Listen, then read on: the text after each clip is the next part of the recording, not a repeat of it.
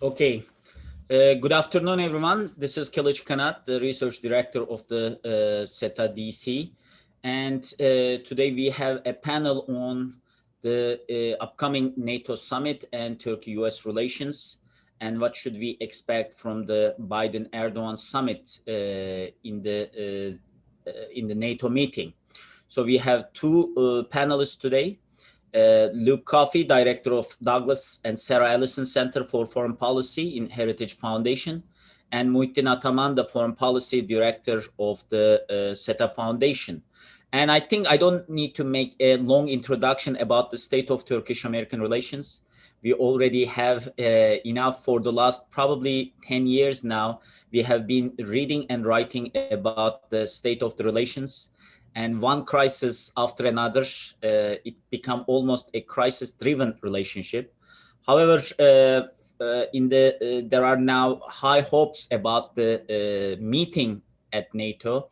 So before we start the Turkish-American relationship, let's get some perspective about the NATO summit and its main agenda. Luke, shall we start with you?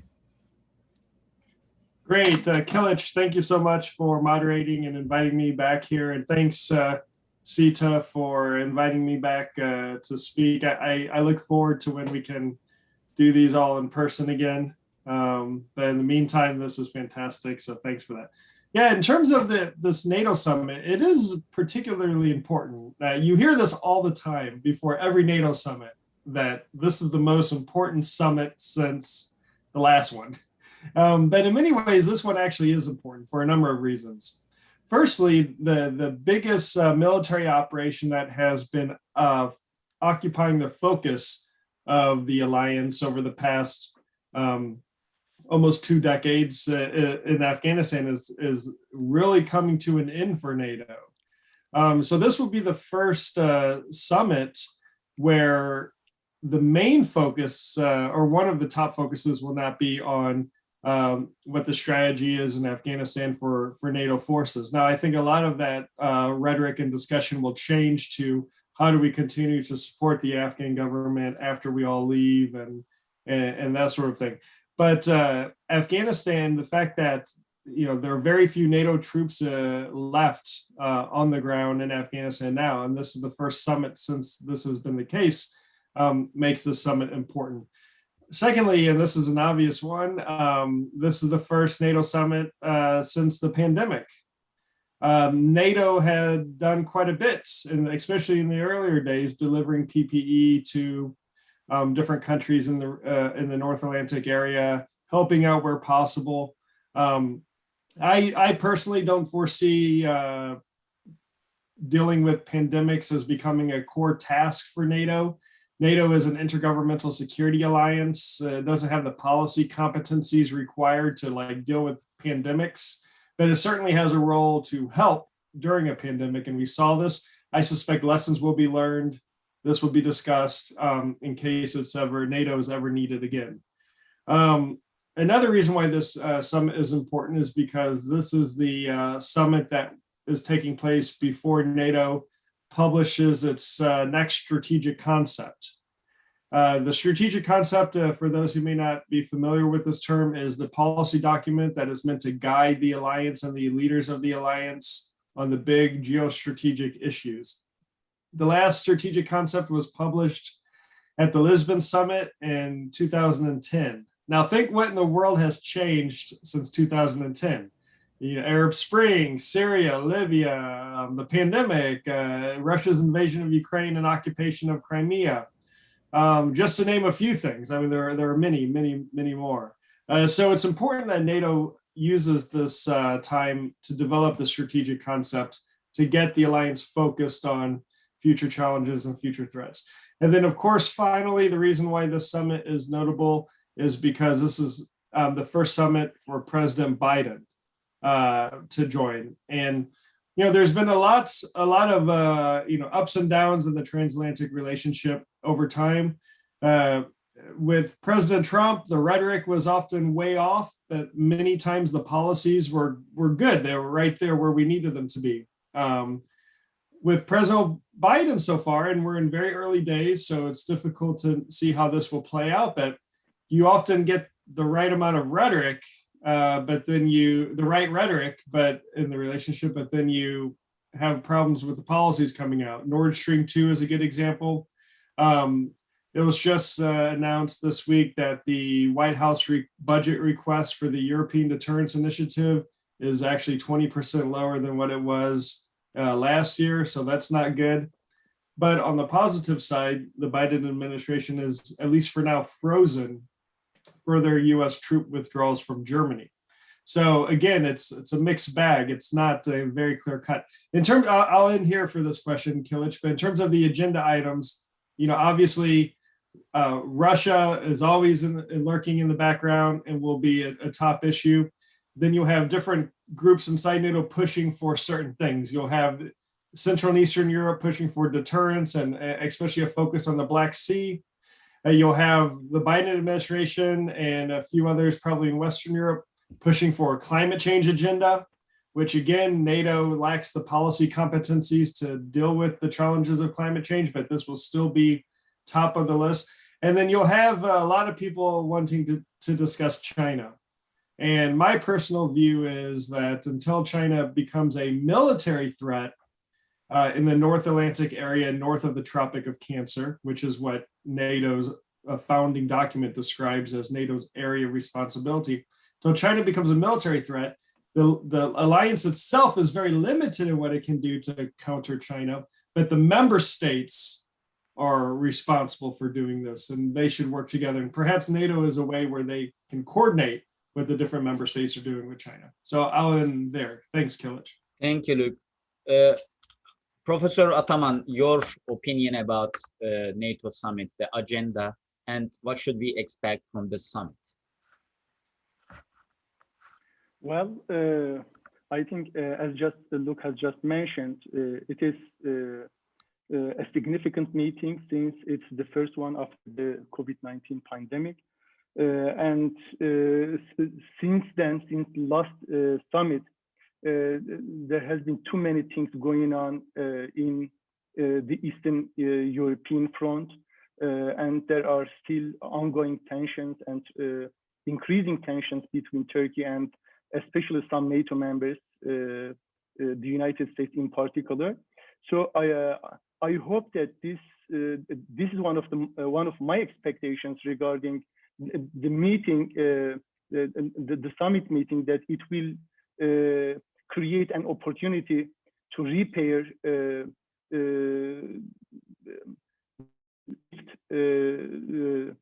the rupture among the NATO member states, especially between Turkey and the United States. Since when it comes to Russia, we know that Turkey is the second most important country, relevant country, only after the United States. So I hope that it will contribute to the consolidation of the NATO alliance. Many people in Washington and Brussels nowadays discuss the normalization between Turkey and other NATO members. So probably the interdependence, the increasing interdependence among the NATO members will force all sides to think about this and to continue with this one. And another significant point is, I think, the Eastern Mediterranean issue may be discussed because this is what how I see it. The Russian Federation began to contain the Western Europeans, from the Eastern Mediterranean. So Russia is a new actor. So in one sense, it began to open a second front in its relation with the European countries. So I personally expect that besides all the issues just mentioned by Luke, the question of the Eastern Mediterranean and the positions of the regional countries will be discussed during the meeting. Yeah, this is a glitch. Thank you, Professor Ataman. And look, going back to you now, before we start discussing on Turkish-American relations, for those who are following us on YouTube, Instagram, or Twitter, if you write your questions on the comment boxes or as a reply, my assistants will gather that questions and give it to me. And if you are following us through Zoom, you can write your questions on chat box or Q&A box so that we can ask to our panelists. So Turkish-American relations now, Luke. And this is one of the, as far as I know, President Biden will have only 3, I think, meetings, bilateral meetings in Brussels. Of course, he will first travel to London for G7. And after London, he will be in NATO Summit in Brussels on the 14th of June. And then the 16th, a very important meeting, it will be Putin and Biden meeting. So one of those important meetings, bilateral meetings that he's going to have during this series of summits is the meeting between President Biden and President Erdogan. And this is because of Corona, because of the state of the relations, a delayed meeting. And there are expectations about the meeting. And I have been following the summits between the presidents of 2 countries for the probably last 10 years. And each and every summit before that, we usually say, well, this is the most important because the state of the relations are in such a critical state.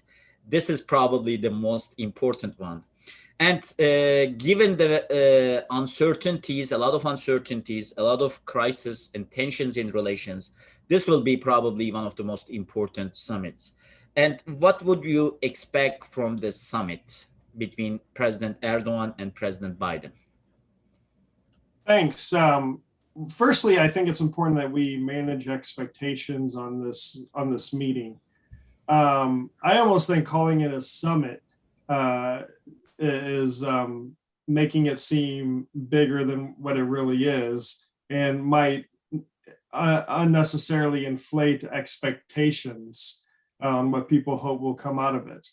For me, for this meeting to be successful, I think that we should see some of the rhetoric used by both sides cool down a little bit.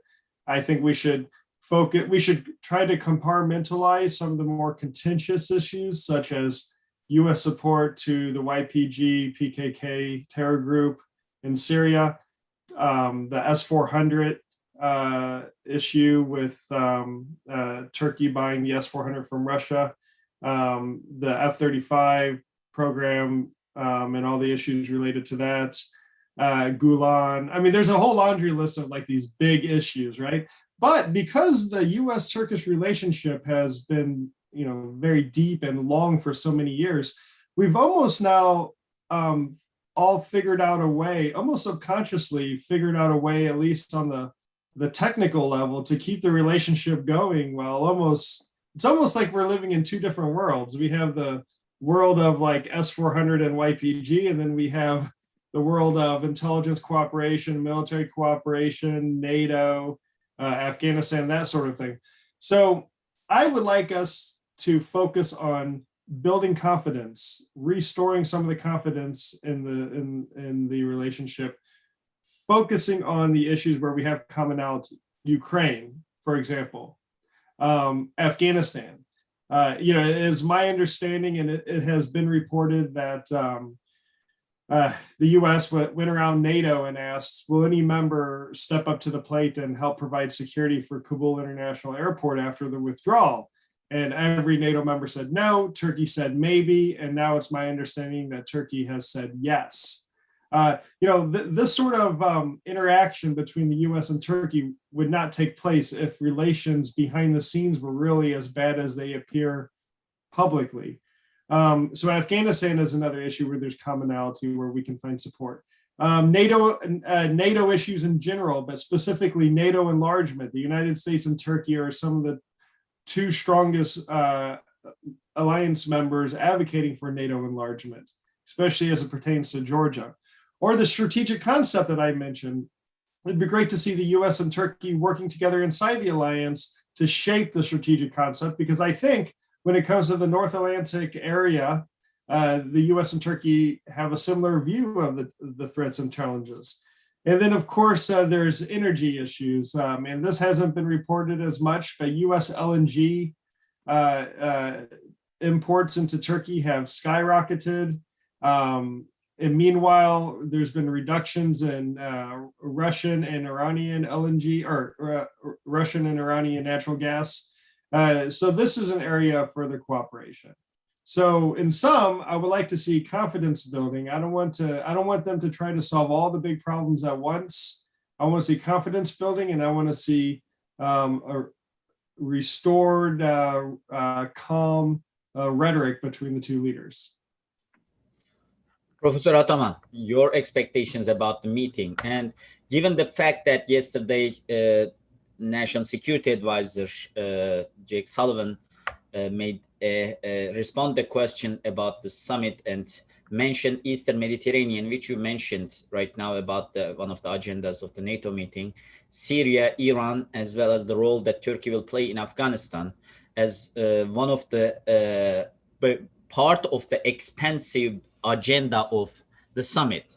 So what would you expect from the summit? And I see that there are questions started to pour about more specific issues, but I want you to give me your general idea about what should we expect from the summit or meeting, if we accept Luke's conceptualization. Yeah, okay. Thank you very much, Kılıç. I think the June summit can be a venue for the two presidents to agree on a potential path to rescue relations, bilateral relations, from the turbulence of the last decade. The technical teams, probably they have been working on different proposals. We don't know. It remains to be seen how the US president will engage in leader-to-leader diplomacy in his face-to-face meeting with Erdogan, whom he has known for a long time. So the two presidents' upcoming meeting, which is no less significant than President Erdogan's May 2013 meeting with the former US President Barack Obama, could go two ways to me. Firstly, Biden could make an effort to repair his country's relations with Turkey, despite all the problem areas, and make a positive start. There is such an expectation. The second option involves a diplomatic meeting where both sides recite their respective talking points on areas of disagreement and inform their counterpart about their concerns. So it will the second option will be just sharing their approaches, their perceptions regarding certain global and regional issues. Both leaders are certainly experienced enough to mince their words. So if the meeting goes that way, the Turkish people will conclude that the Biden administration has not reversed its negative approach toward Turkey that was manifested on the campaign trail.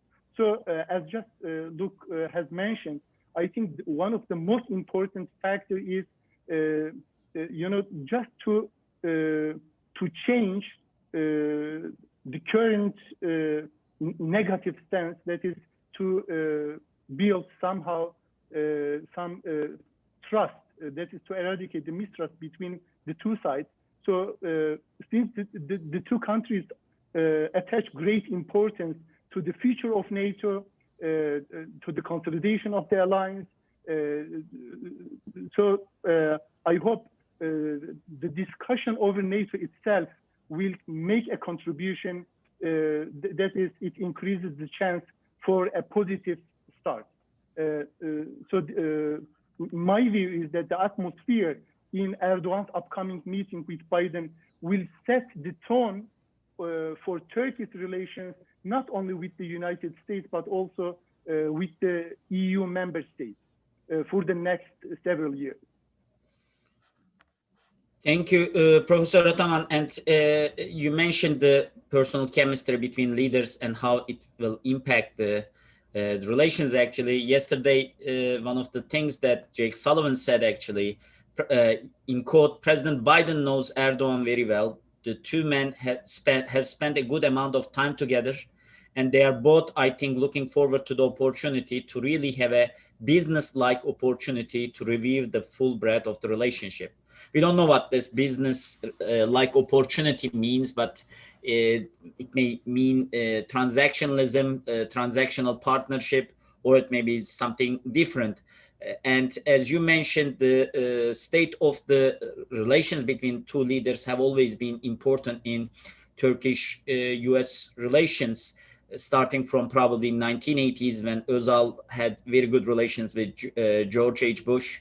And following that, even in the first 2-3 years of Obama administration, where Obama and Erdogan had a very good relationship, and of course, after the Trump's presidency, Trump-Erdogan relationship. And I start to have some question about more specific issues, and I know that some of the questions overlap. So let me start, Luke, with you about S-400s.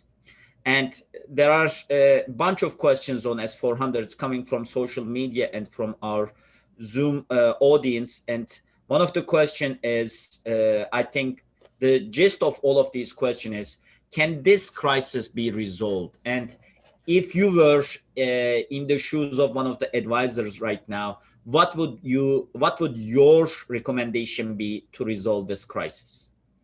Well, thanks knowing the history of it. Thanks for giving me the easy.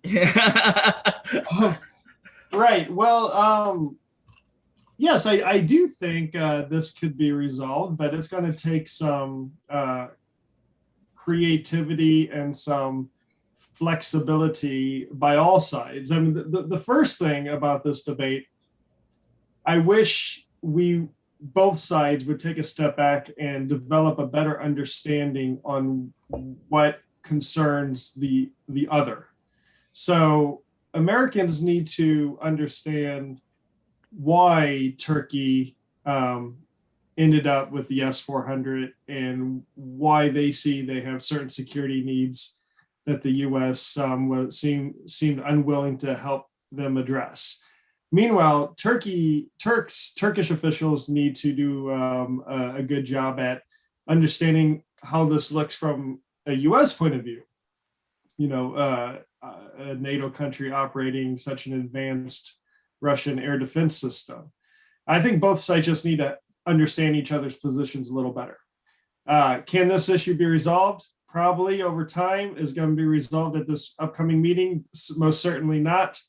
A proposal that I've thrown out a few times, and people have said that I'm crazy and whatnot, but I'll still share it again, is that Turkey perhaps sends these S-400s to Azerbaijan, preferably Nakhchivan, for a training exercise, and then they sort of remain there over time. And meanwhile, the U.S.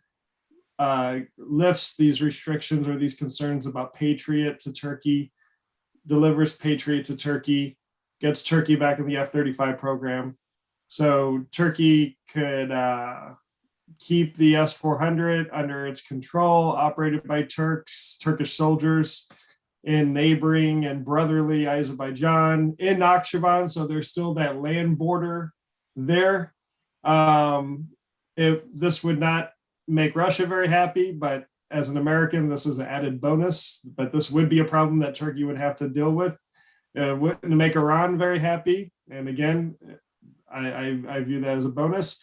But if you want Turkey back in the F-35 program, if you want Turkey using Patriots, then, or if you want the relationship to sort of be restored, then we're going to have to offer some sort of off-ramp for the Turkish government here. So that is my proposal, and I'm open to suggestions or tweaks to that.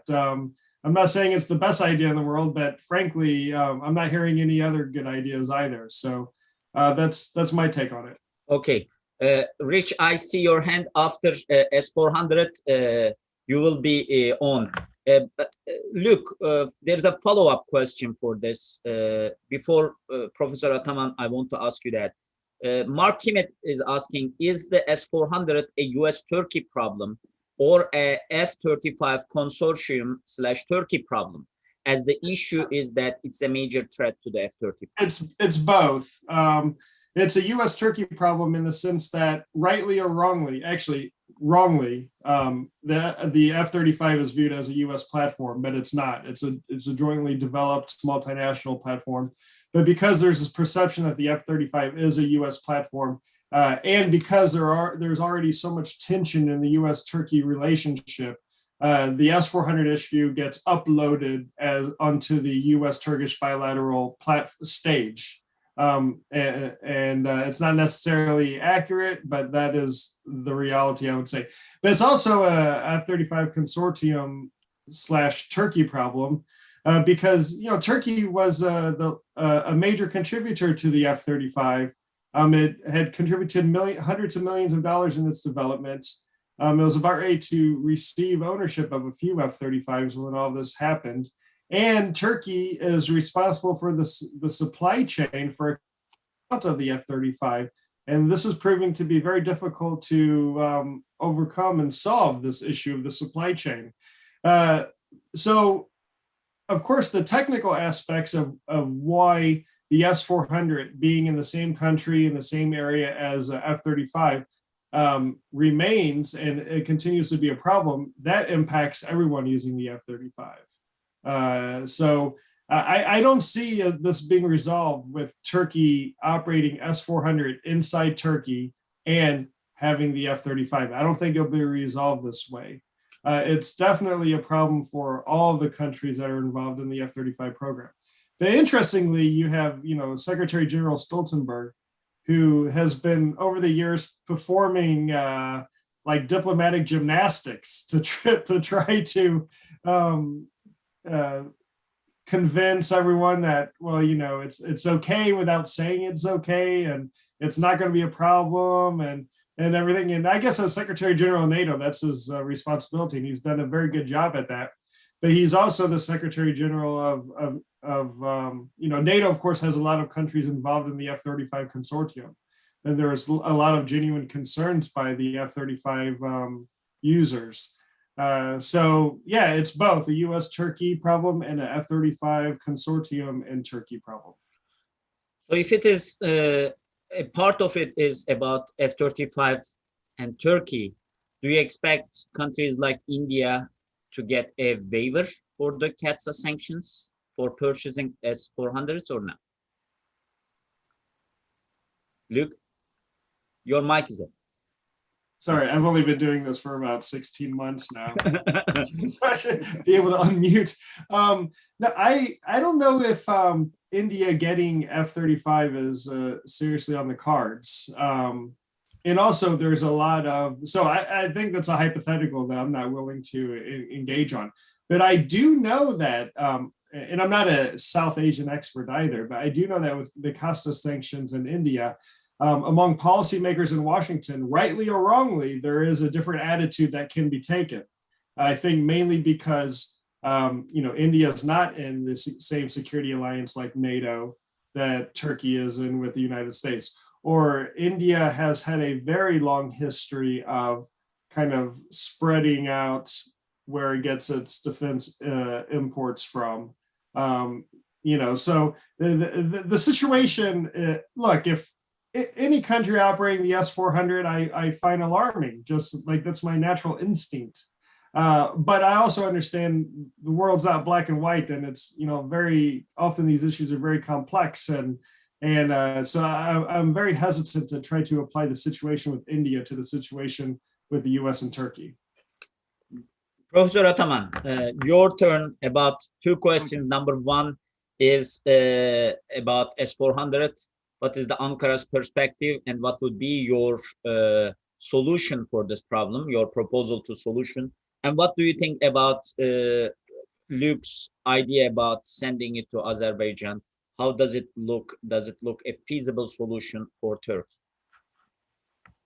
Well, Kılıç, first of all, let me make a categorization. We have been discussing this S-400 issue for a long time.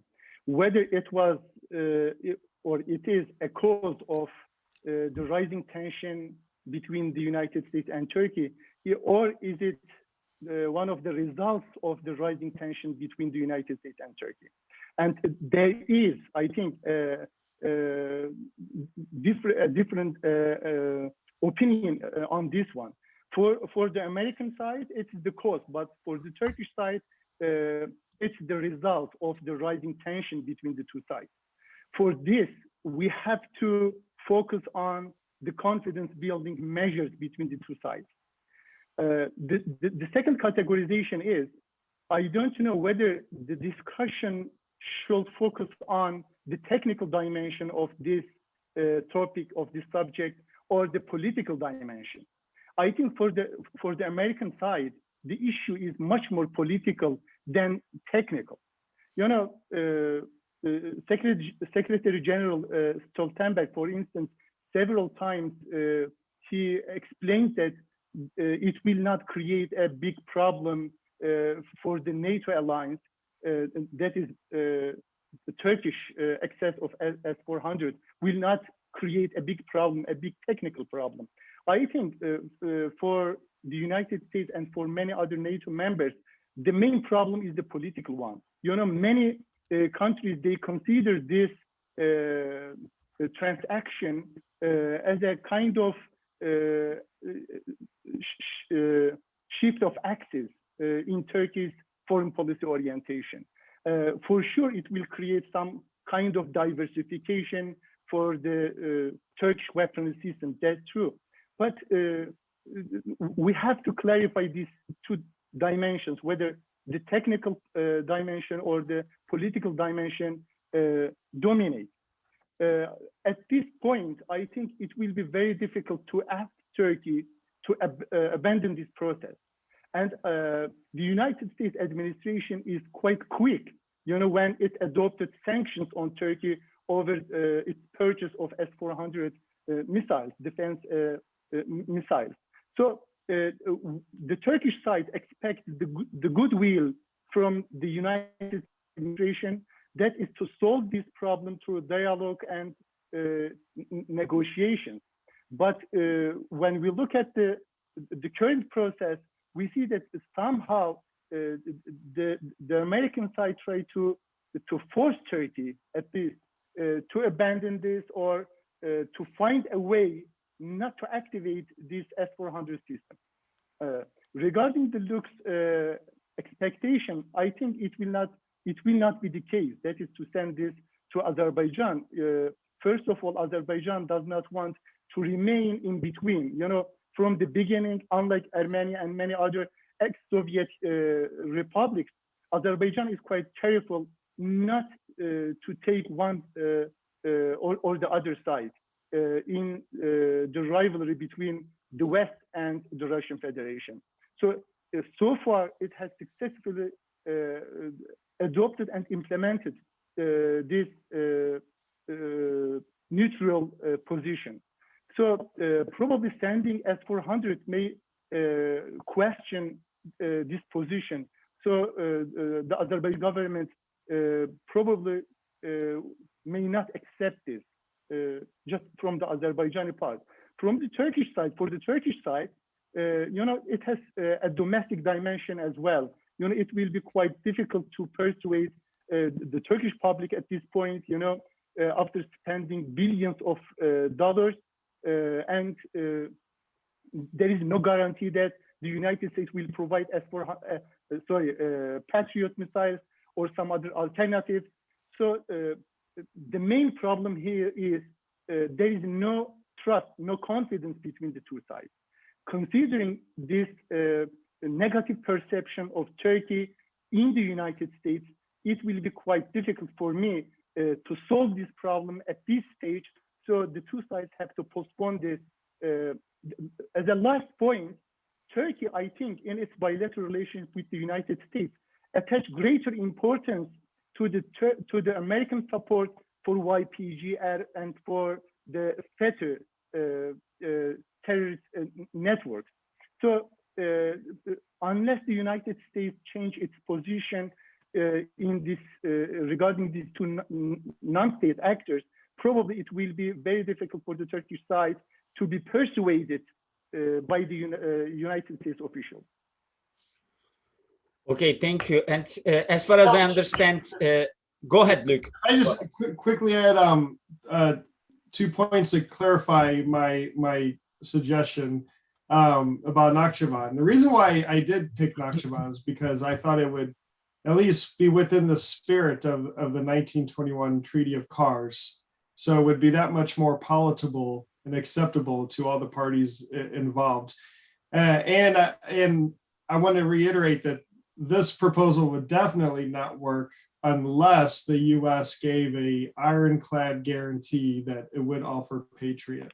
That would be an essential part of this proposal. But I do completely agree with the professor on all of the concerns and the shortcomings of the idea and the proposal. I'm just trying to, only dead fish go with the flow. So I'm trying to think creatively about some of these challenges that have been around for a few years now, so we can get the ball moving and get us all heading in the right direction. As far as I understand from what you mentioned, you are not optimistic about the resolution of this problem, but hoping that it can be put in freezer at least for a while and waited to be resolved in a better situation, especially when the trust is built between two countries, so that they can start talking about these kind of more critical issues. Rich has a question, Dr. Ataman, to you. And I have a lot of questions now in front of me, so I will go with the question instead of asking my own question. His question is, has Ankara concluded the Biden administration is more or less anti-Turkey, or still in wait and see mode? Dr. Ataman. I think considering the last statements made by President Biden, the Turkish public opinion and the Turkish government consider the Biden administration no less anti-Turkey than the Trump administration. The problem regarding the Trump administration, he was making unexpected moves. So, but when it comes to Donald Trump administration, his statement regarding the Armenian issue and defining this as a genocide, created a fierce reaction on the Turkish side. When he referred to the 1915 event as a genocide, he made this statement only after his first phone call with President Erdogan. Before the phone call. Or after the phone call, yeah, go ahead. No, after his first phone call, he called President Erdogan. Then 1 day later, 1 or 2 days later, he refers the event as a genocide. So this was the first negative, the most important negative statement made by Biden. And he became the first American president to do so. We know that it has been going on for decades. The second significant negative perception regarding the Biden administration emerged after the Israeli attacks on Al-Aqsa Mosque and on the Gaza Strip. The unconditional support of the Biden administration increased further the anti-Americanism in Turkey, because the world media, including the American media, showed how the Israeli state, asymmetrically, how it targeted and killed children, innocent people, civilians, etc. And it attacked even the third most sacred holy site for the Muslims. That's I'm talking about the Al-Aqsa Mosque. So we know that similar reactions probably rose worldwide, not only from the Muslims, but from the non-Muslims. We know that many Christians, many Western Europeans also reacted to this, but the Biden administration did not take one step back regarding this issue, and until the end, they provided the unconditional support. So these two developments, I think, created a further negative perception regarding the Biden administration in Turkey. So, look, now going back to after S-400, the public perception is really important, and Professor Ataman mentioned the public perception of Biden administration in Turkey. There's a question. Robert Friedman asked, how much will the summit be hurt by Erdogan's claims that Biden has blood on his hand because of aid to Israel during the recent Hamas-Israel war? So going to the public dimension of it in Washington.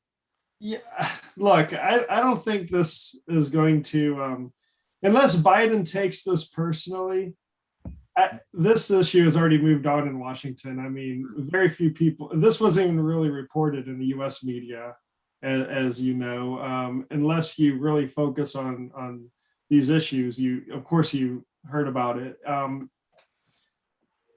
You know, President Erdogan and President Biden know each other, I would say, quite well. President Biden has been around the block for 50 years dealing with foreign policy issues. As you know, as vice president, this man visited President Erdogan while he was convalescing in his house, you know, in 2011, I think it was, and had a meeting with him while I think President Erdogan was probably either feeling very unwell or perhaps even laying in bed. So these two know each other. That's the point I'm trying to make. And I don't, those unfortunate comments by President Erdogan, I don't think are going to have a material impact on the relationship, simply because, you know, I'll be honest, at this point, the sort of rhetoric is expected, and we hear it often, you know, whether it's like the Ottoman slap or, you know, Biden has blood on his hands. And so most, I think, US policymakers are kind of like, oh, Erdogan will be Erdogan when it comes to this sort of rhetoric. And in terms of, so I think that these two leaders, when they meet in person, I think they'll have a good meeting. You know, I don't think they're going to become best friends, but I think they're already well acquainted, and I think that matters and that helps. In terms of the public, on Capitol Hill, there's a problem, you know, with Congress. There's this knee-jerk reaction that everything, you know, Turkey does must be bad, or everything that's happening in the region that is going on, Turkey's behind it. And a lot of this is driven by diaspora groups in the United States that have the ear of many members in Congress. But, you know, your average, I would say even your average policymaker, and certainly your average person in the US, doesn't think very much at all about the US-Turkish bilateral relationship.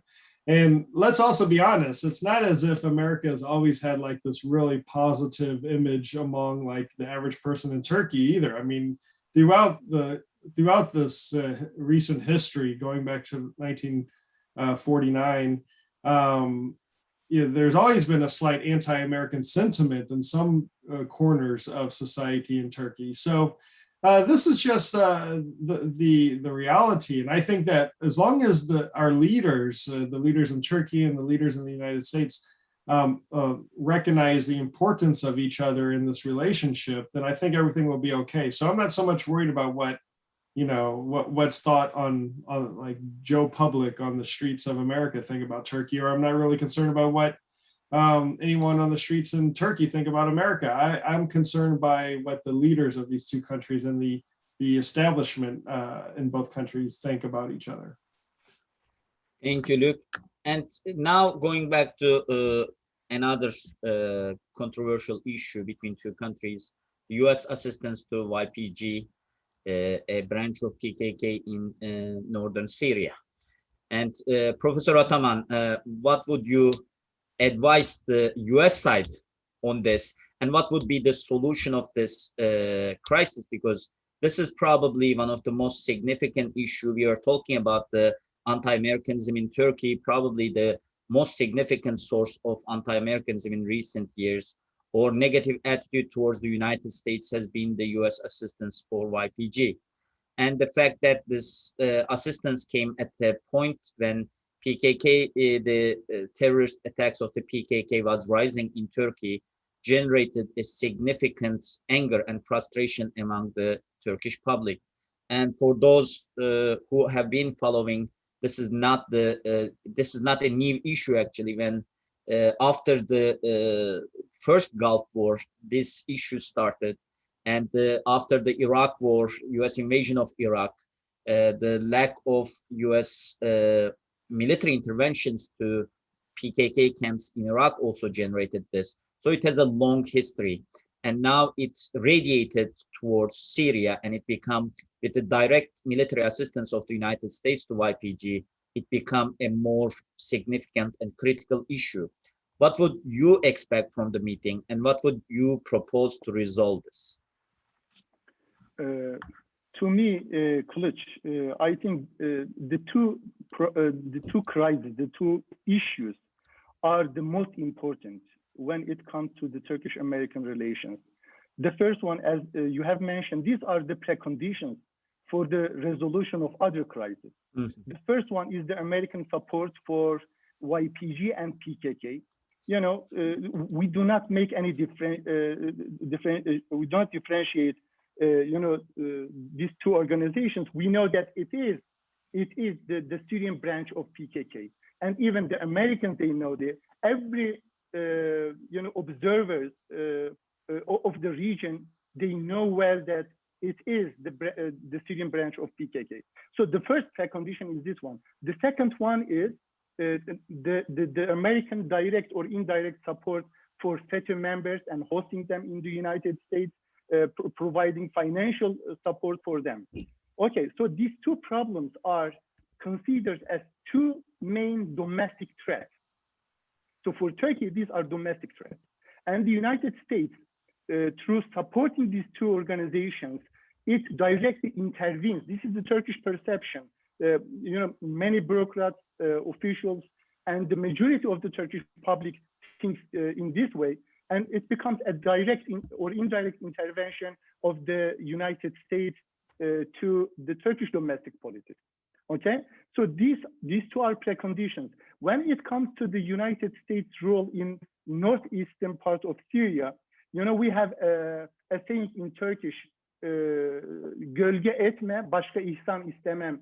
That is, please do not make shadow above me, so I do not want any other blessing, any support from you. So it's not a good translation. Maybe you may have a better translation, Kılıç, for this saying. So the Turkish side at this point does not ask the US to contribute to its struggle against PKK, but not to prevent, not to create obstacles in its struggle. Okay, that's why. So the United States has been playing a negative role. So the United States administration does not allow Turkey to struggle against terrorism. Okay, so this is the perception in Turkey, both from the bureaucratic side and from the popular side. So Turkey, for now, has its own resources, has its own capacity and capability to struggle against Daesh or PKK or YPG, as it has been doing in northern Iraq, by the way. But the United States reaction to this, for instance, the killing of high-ranking PKK leaders, is quite negative. Just last week, I think the United States official claimed that Turkey has been violating international law. So sometimes the US officials remember international norms and rules when it comes to Turkey, okay? But when it comes to the, for instance, their role in Syria, nobody talk about their support for PKK, for instance. You know, to make it short, Turkey expects the United States to just abandon, to stop its support for YPG. So if, as it has been asking for a long time, you know, the American side has been exaggerating the role YPG has played in its struggle against Daesh. There is an exaggeration. You know, they just exaggerate this to provide a reasoning for their support for YPG. But the Turkish side, the Turkish state, the Turkish officials expect the end of this support. So for now, this is the first and the most important expectation from the Turkish side. Luke, your turn. And we have been talking this issue, and do you think US ever had a exit strategy about its cooperation with YPG, or do you think Biden administration is going to have one soon? No. Next question. No, I'm kidding. Look, as an American citizen, as an American taxpayer, I would actually like to know what the hell we are doing in Syria right now. I mean, of all the conflicts that the U.S. has been or is involved in, for some reason, policymakers seem to think it's okay to give the public very little information on what U.S. troops are in Syria, what exactly they are doing. And this happened just a few years ago. I mean, before we got information, you know, during the fight against Daesh. But since then, we hear vague statements about supporting our SDF partners, or securing the oil fields, or this and that. And like right now, I could not honestly tell you precisely how many U.S. troops are in northern Syria. I mean, I work as the director of foreign policy in a major U.S. think tank. I could give you a good guess from what I hear, but so I think that a good starting point from a U.S. point of view is the government being more transparent as to what we are doing and what the strategy and what the plan is. I mean, we're going to stay in northern Syria forever. Anyway, so that's kind of like my starting point. Kilic, my views on this. I mean, even before this was even on the radar for a lot of people, I was against the idea of arming the YPG. And I always said then, and I'll say it now, I don't think arming a neo-Marxist terrorist organization to fight another terrorist organization is a good strategy for the United States. And it was bound to end in tears, especially when it was at the expense of such an important ally and partner, Turkey. When I speak to some of my British friends, the example I give is, imagine if the US decided to arm a wing of the IRA to fight another terrorist organization. I mean, that would be completely unacceptable. But yet, for some reason, it's acceptable in Syria. The reason why I'm not optimistic is because many of these decisions were taken while President Biden was Vice President Biden, and he made some of the more outrageous promises in the earlier days about, no YPG, or the YPG would stay east of the Euphrates River. Or remember this one, when all the fighting ends, we're going to collect all the weapons up. I mean, that's so ludicrous to think that that's even remotely possible. And so I'm not optimistic that this administration is going to handle the situation differently or any better. This has come at a cost of an important bilateral relationship that the U.S. has with Turkey. And so I honestly cannot give you, a more detailed answer on what the U.S. strategy should be to disengage from this, because there's very little information public about this. So that is kind of my take on this very important matter. But as a general rule, from the very beginning, I was always against the idea of the United States supporting and arming the YPG PKK. Okay, so we are not optimistic as far as you are, at least not optimistic to resolve this issue either. So we have less than 5 minutes actually, and a list of questions. I will ask these questions and want shorter answers. One of the questions, Professor Ataman, will the two leaders discuss Libya considering there aren't many or major differences between the two countries? Sorry, I missed the question, Kılıç. Sorry, can you repeat it? Will the two leaders discuss Libya considering there aren't many or major differences between the two countries? I think the Libyan crisis is one of the potential cooperative issues between the two sides, since Turkey has been supporting the UN-recognized government there, and it has been supporting, having a proxy war with the Russians. We know that the Russian side, together with some of the American allies, unfortunately, I'm talking here about Egypt, Saudi Arabia, and the United Arab Emirates, how they have been supporting General Haftar, who has been strongly supported by the Russian side.